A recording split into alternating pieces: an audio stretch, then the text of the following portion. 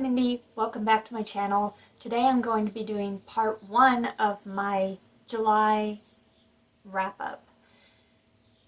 In a couple of days I will be uploading my Horror in 24 reading wrap-up, and this video is for all the books that were not part of my Horror in 24 TBR, and I have 6 books to talk about, and I think that sounds like a good amount of books to talk about in one video.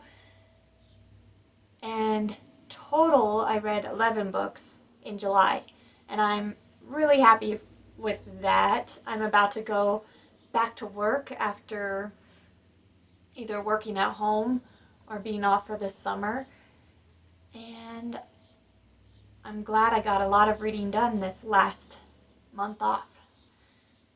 So the first book I want to talk about is The Library at Mount Char by Scott Hawkins. This is a fantasy novel, and it is Scott Hawkins' debut novel, and I think this was a great achievement for a debut novel. This is a very, very strange book. It is really weird fantasy. This is definitely an adult book. There is quite a bit of violence and gore in this book. I was surprised at how much detail was put into battle scenes. And what this book is about is a little hard to explain, but basically this girl, Carolyn, and some other strange people that don't really fit into the regular world around us have been living in this library, studying under the feet of this really strange character. When they go into the real world, they look really strange and stand out quite a bit because they don't really know the rules and customs of regular life. I absolutely love the characters in this story. It has a lot of humor. There are some laugh out loud moments, as well as super dark, bloody moments as well. And all of that together makes a fantasy that I can really get behind. And there was even some really interesting ideas. So I gave The Library at Mount Char 5 stars, and I would recommend. However, I read this with a group of people, like a book club, and most did not like this book. So I think it is very polarizing because it is so strange. Keep that in mind, but I love it. Another book that I read for book club was Catherine House by Elizabeth Thomas. I listened to the audiobook on Scribd. This is a modern gothic horror novel taking place in a mysterious school that locks the students in once they're there, and they cannot leave until they graduate. It is run by people that are doing some very strange experiments. That sounds like a really fantastic story, and one that I would definitely get into. But mostly this book read just like a normal drama-filled college contemporary with some strange elements mixed in. I did like the setting of this gothic school building, and the strange elements were very interesting, but they didn't play enough of a big part for me. It was mostly just an average read, a contemporary mostly, but I can't call it that because there are some definite things that would not happen in real life. So I did enjoy it. I thought it was good.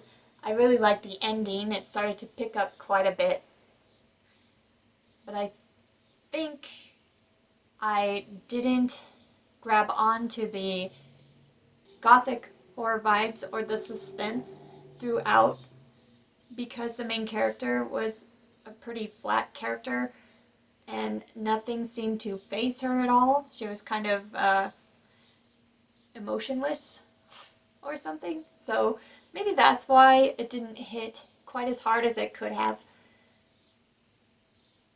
But the story was enjoyable overall. I gave it 3 stars, an average read. The third book I want to talk about is What Lurks Beneath by Ryan Lockwood. And this is a story about a giant killer octopus that comes close to shore and is wreaking havoc in the Bahamas. And this book follows a team that is exploring the cave and tunnel systems by the shore of the Bahamas. It is told mostly from a female scientist's perspective. It does switch from time to time to get other people's stories as well. There wasn't anything particularly amazing about the writing, but the octopus scenes were amazing and they just got increasingly more enjoyable as the book went on. They just got more and more intense. And I did like the characters. I did really love the setting. He really drew a picture of the Bahamas and this system of caves. There was this great seaside aquarium, and it was just all of the summer feels. It was a great read for summer, and that octopus, man, oh, it's so cool. So nothing groundbreaking about it, but for enjoyment and pure summer fun, I'm going to give it 3.5 stars. Book number 4 was Adulthood Rights, which is Xenogenesis Book 2, and I gave this one 5 stars. I read the first book, Dawn, in 2019, and I absolutely loved that book too, and I was so happy to jump back into this series. I'm usually so bad at continuing on series, but I'm glad that I did in this case.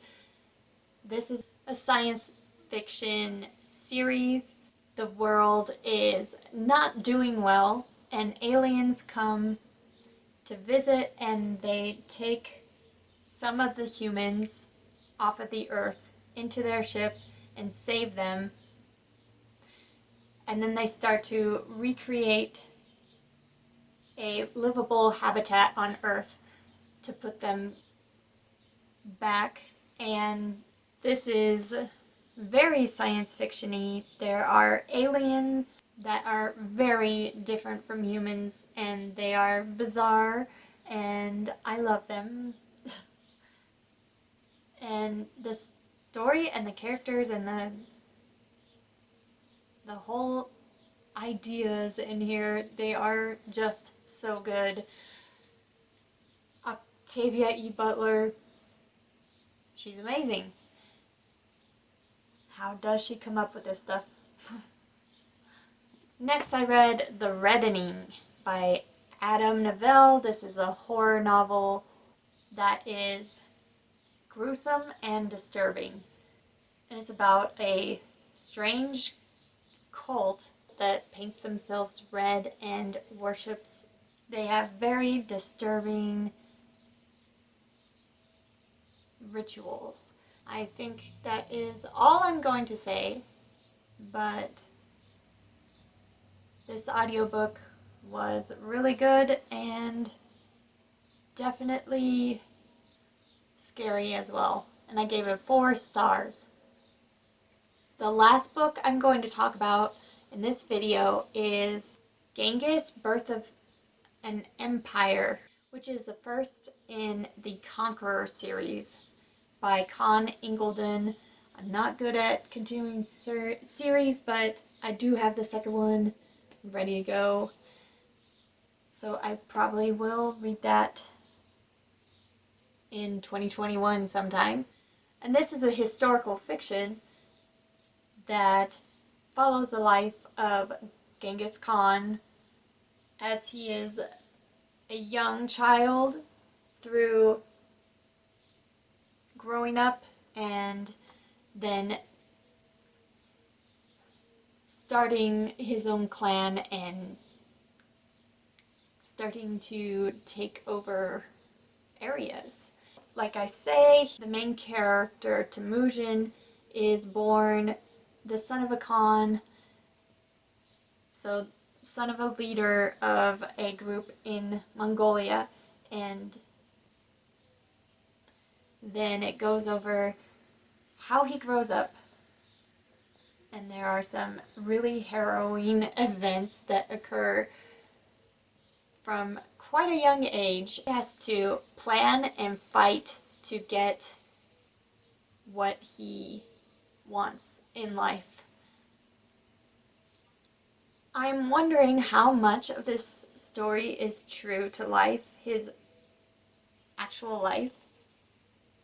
I think a lot of it is, as far as what I know about Genghis Khan already, but man, it's a really amazing story. He went through so many trials, and it does talk about battles he was in and that sort of thing. It is pretty brutal, and it describes the battles, it describes the kinds of things that happen in wartime. So if that sounds like something you would like, I do recommend it. It is a great book. And I gave that one 4 stars as well. So for the 6 books that I talked about in this video, I had 2 3-star books, 2 4-star books, and 2 5-star books, which averages out to 4 stars, which is really good and about where I want to be. I want to be enjoying my books, and I did, for sure. Have you read any of these books? What did you think of them? If you like this video, you can hit like and subscribe, and I'll be back very soon with another book-related video. Thanks. Bye.